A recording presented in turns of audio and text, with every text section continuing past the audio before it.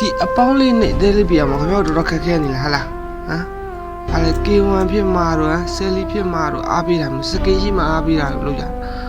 အဲ့ဒါကြီးလိုလားဒီကစကေးပဲလိုတာမဟုတ်လားဟမ်ဘာ K1 တစ်သလုံးမဖြစ်တစ်သလုံးအားမပေးရဘူးလားအဲ့ဒါကျွန်တော်တို့လိုက်ပေးနေတဲ့လူတွေအပေါင်းလေးနဲ့တဲလေးပြတဲ့လိုက်ရှယ်လုပ်ပေးတဲ့အဲ့လိုလူမျိုးတွေကြတော့ကျွန်တော်တို့ရောကြပါပြောလို့ပြန်မပေးကြတာတကယ်ကြီးရတော့ဗျာလူကောက်ခွဲပြီးတော့အဲ့လိုဘယ်လိုကြပါနဲ့နော်အကုန်လုံးကကြိုးစားတဲ့လူတွေပဲအကုန်လုံးကတော့အောင်မြင်နေတဲ့လူတွေပေါ့ဒါမှလည်းကိုအချင်းနဲ့ကိုမဖြစ်နိုင်တဲ့အခါရှိရတယ်ဒီလိုပဲမလွတ်တော့နေလဲရတာပေါ့ဗျာဘလူကတော့မအောင်မြင်နေမှနေပါဆယ်လီရောဘာမှဖြစ်ချင်မှနေပါမယ်ဒါပေမဲ့ကိုရဆယ်လီဖြစ်နေတော့တဲ့ကိုရမရှိလေ